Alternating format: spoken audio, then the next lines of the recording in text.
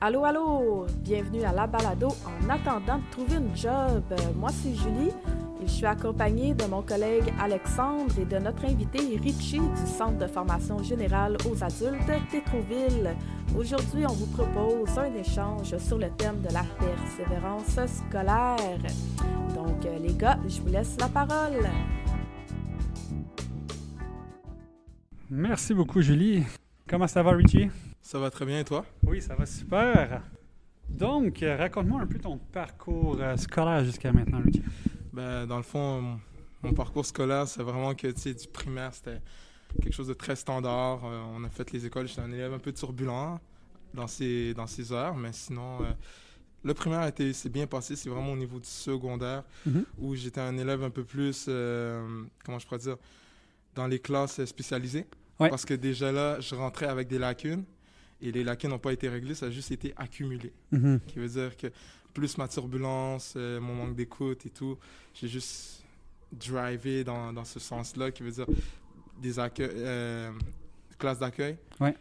Puis essayer de rattraper ce que je pouvais pas rattraper parce que j'avais pas les fonctions pour. Ouais. Jusqu'à temps que j'atterrisse aux adultes. Puis des adultes, là, ça a été la dégringolade totale. Qu'est-ce qui s'est passé? Totale. Parce que dans le fond, ce qui s'est passé, c'est que aux adultes, moi, j'étais mal informé, qui veut dire que j'étais rentré aux adultes et non adultes, on va dire secondaires, comme Eulalie ou Marianne, où tu avais une assistance des profs qui étaient là à faire des cours devant tout le monde. Moi, j'étais aux adultes, où tu travaillais dans ton livre. Déjà là, j'ai un manque de concentration. Je suis super excité. Rendu l'été, je veux toujours sortir. Non, c'était pas fait pour toi dans ce temps-là. Non, c'était là. pas fait pour moi dans ce temps-là, Ouais. mais je m'accrochais à un point que maman veut que j'aille le secondaire 5, maman veut que j'aille le secondaire 5. Tu sais, j'y retournais, mais est-ce que j'y retournais pour moi? Non. C'est ça. Moi, Fait que c'est vraiment déjà là- plus au niveau de ta mère, dans le fond, qui voulait que tu y Exactement. retournes. Fait que c'est pour elle que tu y retournais. Exactement. Fait que je veux pas la motivation est moins là dans ce temps-là. Non, elle était moins là, puis en plus, avec des amis qu'eux, ils avaient réussi, moi, je focusais pas sur le fait de « Hey, mais mes amis, ils se rendent plus loin que moi, je suis où là-dedans? » Non, parce qu'ils m'acceptaient comme ça. Entre amis, tu sais, tu te critiques pas trop, mais au final, dans une vie, on voit l'écart. C'est que ça te rattrape un jour ou l'autre. Puis c'est ça, ouais. Intéressant. Puis qu'est-ce qui t'a fait... c'est quoi ta motivation à 30 ans de retourner aux études? Pourquoi, là, à 30 ans, tu dis « OK, là, j'ai le goût puis je suis motivé. » Parce que dans le fond, OK, depuis mes 12 ans, je travaille. Depuis mes 12 ans, je travaille, mais pour des raisons, on pourrait dire, un peu banales. C'est pas des raisons nécessairement fortes, mais quand même des raisons. Pourquoi ça m'a mis au marché du travail? J'ai travaillé à l'âge de 12 ans dans un champ où il y avait des fraises, des pommes et tout. Pourquoi? Parce que je voulais avoir une Nintendo 64. Tu sais, c'est quelque chose de Je pense très que c'est une belle banal. motivation C'est quand une même belle quand tu es jeune. motivation, c'est sûr. Mais elle finit une fois que tu l'as. Ouais. C'est pas une motivation assez durable. Après ça, c'est encore au secondaire, toutes mes amies, ils n'avaient pas de job. Moi, j'avais déjà des jobs. Il fallait que je voulais pousser un peu le fame de Richie qui a un nouveau cellulaire, Richie qui a un nouveau manteau, Richie de l'argent, nanana. Ça continuait toujours comme ça. Une fois à l'école, une fois au travail, une fois à l'école, jusqu'au travail. Après, aux adultes, là, toutes mes amies ont des jobs. On dit dans notre jargon, c'est les chillings, c'est les sorties. Moi, je sortais, le lendemain matin, j'étais scrap pour l'école, c'est que j'y allais pas. Puis en plus, dans ce temps-là, j'essayais d'avoir une voiture, c'est que je poussais 12 milliards de jobs et je me concentrais pas à l'école. Mais au final, est-ce que j'avais ma voiture? Non. J'étais toujours en STM, toujours la démotivation. Puis en plus, avec les hivers qu'on a ici, c'est pas la joie de juste prendre le STM pour venir à l'école. Tu sais. Donc, ouais. Effectivement. Puis est-ce que tes amis, eux autres, ils étaient dans le même bateau que toi? Est-ce qu'ils étaient, Non, c'est ça, okay. C'est ça le pire. C'est ça le pire. À cause de l'acceptation, à cause de pas de jugement, mes amis étaient comme, il faut ton secondaire 5 aussi. Mais ils n'en faisaient pas une tonne. C'est pas comparé à ma mère. Tu sais. Puis ils m'acceptaient comme ça. C'est que je continuais à faire des jobs puis à ne pas aller à l'école. Tu sais. Ouais. Jusqu'à temps que maintenant, à mes 30 ans, je suis rendu au bout de ce que je pouvais faire parce que j'ai eu plusieurs jobs, j'ai eu plusieurs postes. J'ai fait des affaires que même une personne avec un secondaire 5 ne pourrait pas faire. Et j'en suis fier d'un sens parce que je me suis démené, parce que je suis une personne avec beaucoup d'entre-gens qui est capable de parler avec beaucoup de monde. Donc, ma voix est vraiment quelque chose qui sert à convaincre. Mais c'est bien beau d'avoir la voix, mais si tu n'as pas les papiers pour le prouver, C'est comme on est, je pense, effectivement, c'est que tu te bloques si tu veux aller un petit peu plus haut, si tu veux évoluer dans un certain métier. Exactement, parce qu'au début, tu te dis, OK, oui, c'est bon, mais je débloque n'importe où parce que je parle. Cool. Mais à un moment donné où j'arrive, j'essaie de débloquer, puis la personne me dit, je te crois, j'ai envie de te faire confiance, mais tu n'as pas le papier pour montrer aux autres. Moi, je fais quoi? Oui, effectivement. Puis c'est quoi la job qui t'a fait dire, moi, je veux retourner aux études pour ça? Ben, c'est plusieurs jobs. Ouais. Parce que qu'est-ce qui est arrivé, c'est que moi, je suis une personne qui peut confronter le monde, mais quand j'ai les atouts pour. Si je les ai pas, je vais dévier. Qui veut dire qu'il y a beaucoup de personnes qui ont vu un potentiel en moi, qui m'ont dit, mais viens appliquer dans mon entreprise, j'ai des postes, j'ai un bon futur, nanana. Mais au final, j'étais comme, moi, j'ai y pensé. Mais y penser, c'est un mensonge, parce que je peux pas y aller. Mais je n'étais pas prête à l'avouer parce que j'aimais l'image qu'ils avaient de moi. Donc, je me taisais, je disais, je vais y penser. C'est ça. Très intéressant. Tu as un beau parcours en passant. Merci. Puis, est-ce que tu trouves ça difficile de retourner aux études présentement, même à 30 ans, avec tous les outils que tu as? Ben, je t'aurais dit à peut-être 20, 21, 22, 23, 24, oui. En ce moment, non, parce que j'ai toute une autre mentalité de la chose. Je suis entré ici pour y aller par étapes. Monter un escalier, étage par étage. That's it. Je ne suis pas allé ici pour faire comme je veux mon secondaire 5. Non. Ce que je veux, moi, c'est déjà là pour... Le premier step que j'ai fait, c'est m'avoir inscrit et retourner. Et de faire au moins 2-3 jours par semaine de 8h15 à 3h45. Déjà là, c'est déjà un bon step. Puis par la suite, c'est aussi de gravir les échelons. Déjà là, si cette année, là, d'ici janvier à cet été, je peux avoir moins fait 1 ou 2 classes. Pour moi, mon objectif pour cette année est réussi. L'année prochaine, on en fera un autre. Jusqu'à temps que j'aille fini. Je trouve ça intéressant parce que, tu sais, tes objectifs que tu te mets, c'est pas des objectifs inatteignables. Non, c'est ça. Comme quelqu'un pourrait dire, OK, moi, là, j'ai vraiment le goût de finir mon secondaire au plus vite. J'essaie de tout faire. Je me mets 5 jours semaine. Puis au bout de la ligne, ils vont lâcher peut-être plus rapidement parce que c'est trop. Fait qu'il faut que tu te respectes au bout de la ligne. Exactement. Il faut que tu te connaisses toi-même. Tu sais, moi, je suis une personne avec une grande vie. Qu'est-ce que je veux dire par une grande vie? C'est que je suis tellement social. J'ai beaucoup d'affaires qui roulent en même temps. Tu sais, j'ai des amis, on a pris un bloc appartement, puis on le gère.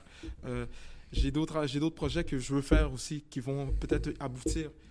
Mais en même temps, j'ai aussi l'école. C'est que si je ne fais pas la part des choses, j'y arriverai jamais. C'est un peu comme un boxeur. Le boxeur, oui, c'est peut-être le plus fort, mais il sait très bien que sur un ring, il pourra pas, dans le fond, donner tout ce qu'il y a au premier round. Il faut qu'il gauge et savoir quand donner tout au bon moment. Quand il y a une ouverture, mais c'est la même chose. Moi, mon ouverture est simple. Je commence mon travail de français, j'en fais une partie, je continue. Dès que je réussis, la réussite va m'apporter à quoi? À en vouloir encore plus, parce que j'ai réussi. Je suis content. C'est d'y aller par étapes aussi, puis de se fixer des petits objectifs. Puis comme tu le dis très bien, c'est plus que tu vas réussir le truc, plus que tu vas vouloir continuer. Puis à un moment donné, c'est exponentiel. Puis, parce que qu'est-ce qui t'intéresse? On ne va pas se le cacher. Là. Il y en a qui disent « Ah oui, mais tu n'as pas gagné, mais tu n'es pas perdant. Oui, tu n'es pas perdant, mais tu n'es pas plus motivé parce que tu n'as pas gagné. Mais le fait que tu gagnes, ça t'intéresse encore plus de faire quelque chose. C'est comme ça que beaucoup disent « Ah ouais, mais ça, c'est ma force. » Ouais, mais comment tu as su que c'est ta force? Parce que tu arrives à gagner là-dessus. Voilà pourquoi tu me dis que ça, c'est ta force. Donc, c'est une motivation. Effectivement. Puis moi, depuis que je suis au Pitrem, je trouve qu'il y a beaucoup de jeunes, il y a beaucoup de personnes qui viennent me voir puis qui sont comme mal à l'aise de retourner aux études parce qu'ils ont peut-être 25, 30 ans, puis ils ont l'impression un peu de retourner en arrière. Est-ce que tu vois ça comme ça ou tu vois ça un peu différemment? Oui. Oui, il y a beaucoup de jugement social qui va là-dessus. Mais moi, ce que je peux vous conseiller comme expérience que j'ai faite, faites beaucoup de services à la clientèle. Vous allez voir que le jugement social va vous passer 6 pieds sur la tête après d'avoir fait un bon temps dans le service à la clientèle parce qu'il y en a des affaires là, qui se passent là. Il y a des choses qui se disent, puis on le prend tellement personnel qu'à la fin, tu es comme, qu'est-ce que je vais faire? Mais avec le temps, tu finis par mettre ça derrière toi puis te dire, une fois qu'il aura fini de sortir de mon magasin, il ne se rappellera même pas de mon nom, il ne se rappellera même pas de ce qu'il a dit. C'est un peu la même chose. Oui, le jugement est là, mais il n'est pas là pour rester. Il est juste là. C'est souvent dans ta tête. C'est souvent dans ta tête que ça se passe, tout ça. Aussi. Les personnes, ils vont te voir, ils vont peut-être juger, puis eux autres, ils vont penser à quelque chose d'autre. Ça va te trotter dans la tête, mais au bout de la ligne, C'est très futile. C'est très, exactement. ouais, La personne ne fait pas partie de ta vie. Mhm. Elle n'est pas là. Oui, il y a des personnes un peu plus comme tes parents, tes amis. Oui, ils sont là. Oui, mais eux, OK, ils ne cherchent pas à te blesser. C'est que tu le vois d'une autre façon. Les personnes de ta vie et les personnes socialement que tu parles, c'est deux choses différentes. Le social, eux, ils vont te dire une fois, puis après ça, c'est fini. Tes parents, oui, ils sont là, mais eux, il faut que tu le vois qu'ils sont là pour la bonne affaire. Mhm. C'est pas l'inverse. Puis, on va revenir un peu en arrière. Qu'est-ce que, tu sais, tu m'en avais un peu parlé tantôt au début, mais qu'est-ce que tu penses qui peut faire décrocher, ou qu'est-ce que toi qui t'a fait décrocher du secondaire, ou... Moi, ce qui m'a fait décrocher ben, pas du secondaire, c'est vraiment l'âge. Ouais. Vu que j'étais rendu à un certain âge, ils m'ont évincé, mis out. Mhm. Mais les adultes, qu'est-ce qui m'a fait décrocher? C'est vraiment mon mode de vie, Mhm. et aussi qu'est-ce que j'apportais comme valeur à l'école, à ma réussite. Je voyais que j'arrivais pas à réussir, que j'arrivais pas à avancer dans mes livres, que la secrétaire ou le directeur venait me voir pour me dire hey, « T'es en retard de beaucoup d'heures. » là. Mhm. Là, j'étais comme ben, rendu là. M'a décroché. Pourquoi? Parce que j'avançais pas. Mais ce que j'aurais dû me dire, c'est vas-y étape par étape. Parce qu'encore une fois, ce qui, moi, personnellement, qui me motive, c'est quand je réussis quelque chose. Ce qui veut dire que si je fais 5 pages, je les ai compris, Mhm. j'ai envie de passer à d'autres choses, j'ai envie de découvrir qu'est-ce qu'il y a derrière. C'est ça que c'est un pouce là-dessus. Ouais, c'est ça. Mais vraiment, ce qui m'a fait décrocher, encore une fois, c'est la pression que j'avais. La pression de il faut que tu finisses, il faut que tu trouves un moyen, il faut que tu finisses. Ouais, mais je sais même pas comment, déjà là, me rendre.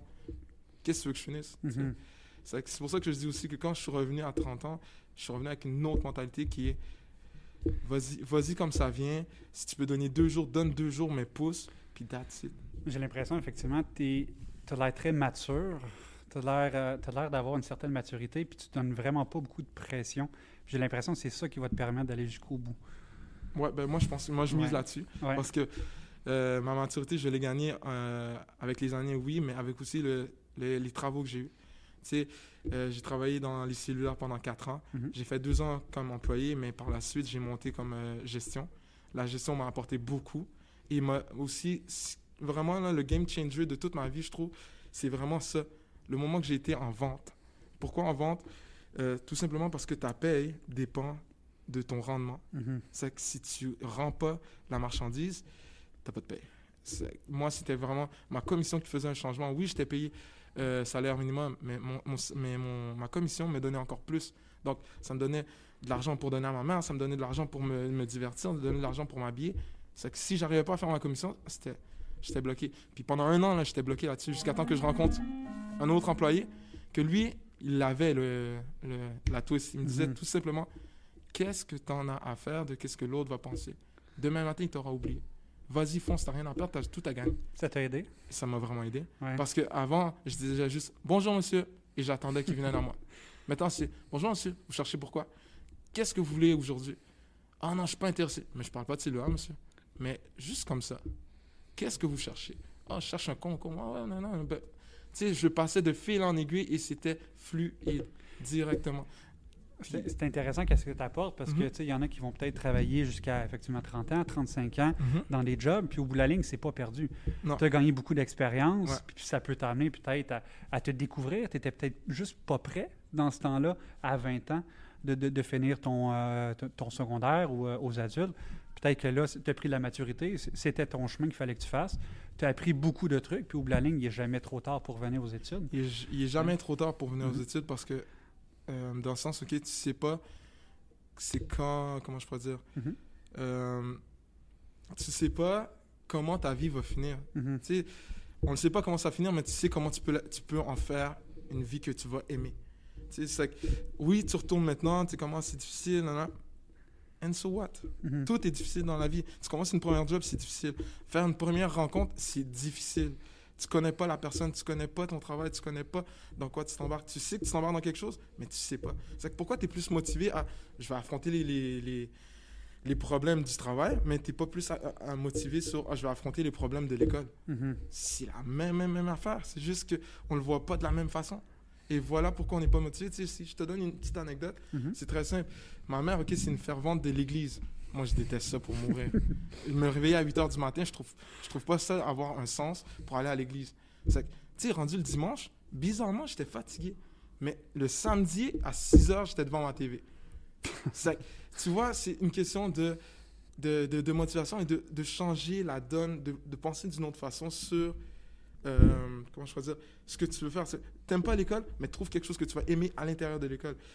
Ou trouve-toi une motivation qui va faire que tu vas aller à l'école. Moi, j'y vais parce que j'ai besoin de ce papier-là pour juste justifier ce que je sais déjà. Je sais déjà comment monter une business, je sais déjà comment faire les choses, mais beaucoup de personnes, avant même de te voir, parce que souvent sur ton CV, tu n'as pas de photo, tu n'as pas de lettre justificative, tu as juste écrit secondaire 5 en cours. Hey, en cours depuis combien de temps? Ça ne marche pas, là, tu vois. C'est que moi, c'est ça qui m'a motivé. J'avais dit, ah non, je ne peux plus présenter ça. Il faut que je passe à d'autres choses, je renouvelle mes affaires. Très intéressant, Richie, merci. De rien. Puis, une dernière question. Si tout était à recommencer, est-ce que tu ferais quelque chose de différent? Non, mais oui à la fois.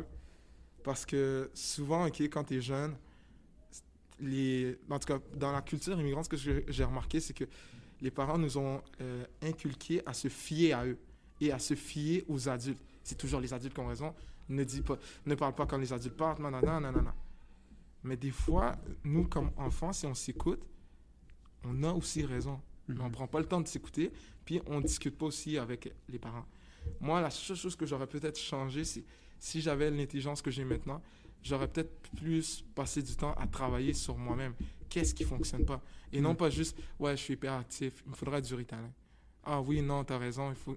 Non, il y a quelque chose, tu peux le trouver, mais il faut qu'on nous donne les options, les trucs. Puis c'est dommage qu'on n'ait pas assez d'intervenants, de spécialistes pour trouver ces affaires-là, parce que ça aiderait en grand l'enfant, puis il pourrait s'exprimer puis dire « Non, mais moi, pourquoi ça ne fonctionne pas? C'est parce que j'ai 5 amis derrière, puis c'est mes amis. » Genre, OK, on va te changer de classe.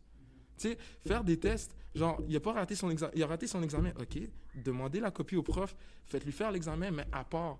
Ou prenez du temps, tu sais, surtout ça aussi. Il y a des parents là, qui investissent, oui, qui veulent investir sur leur enfant, mais pour investir, qu'est-ce qu'ils font? Ils travaillent 24 sur 24. La pire erreur qui arrive, parce qu'à la fin, là, quand l'enfant grandit, là, vous dites, ah, mais pourquoi il s'est détaché? Ouais, mais il a toujours vécu comme ça. Tu sais, je ne dis pas que c'est la faute des parents. Je dis juste que, en tant qu'enfant, il y a beaucoup de travail social et intellectuel à faire avant même de l'envoyer dans la fauve au lion qui est l'école, là. Je trouve ça intéressant quand tu me dis, mettons, exemple, tu étais hyperactif. Ouais. Puis, moi, je trouve que des fois, on voit ça trop négatif, être hyperactif, puis la maladie mentale, ou peu importe, on peut appeler ça n'importe comment. Moi, je pense que chaque personne a de quoi donner, puis effectivement, que ça soit peut-être pas à l'école, mais chaque maladie peut apporter quelque chose dans un futur métier. Ouais, vraiment. Comme j'ai écouté une série que j'adore. Ouais. Ça s'appelle The Good Doctor. Le docteur en tant que tel étudie là-dedans, mais c'est un autiste. Mais on s'entend que la plupart des autistes, ce que j'en sais, là, le grosso modo, est qu'ils sont très intelligents, mais sur quelque chose qui les passionne, parce qu'ils fixent sur ce qui leur passionne. Et le Good Doctor, effectivement, sa passion était la médecine. Et à cause de ça, à cause des focus qu'il y avait, ce qui est un peu drôle dans la série, c'est qu'à chaque fois qu'un patient a un problème, il focus là-dessus. Puis là, tu le vois établir des affaires. Mais il y a de la misère à s'exprimer. C'est ça son point faible. C'est que quand il essaie d'élaborer ou de dire « Non, vous avez tort, lui, il y a ça comme maladie », ils sont comme « Non, non, non, non, non ». Et ils le prennent plus bas parce qu'ils se disent « Ah non, mais c'est un autiste, il ne comprendra pas, il ne sait pas de quoi il parle ». Et non, il a raison au final. À la fin de la série, tu le vois que c'est lui qui avait raison, qu'il fallait que tu fasses ça. Puis... Très intéressant, effectivement. Mais merci à toi, Richie. Tu as été très, très généreux. Puis c'est nouveau pour nous ici, Julie et moi. C'est nouveau pour toi aussi aujourd'hui. Puis tu as fait ça comme un champion. Merci. Fait que je voulais te remercier, mais merci de ton temps. Puis ça va être ça pour aujourd'hui. Puis je pense que tu as été super. Fait un gros merci à toi, Richie. Merci à vous.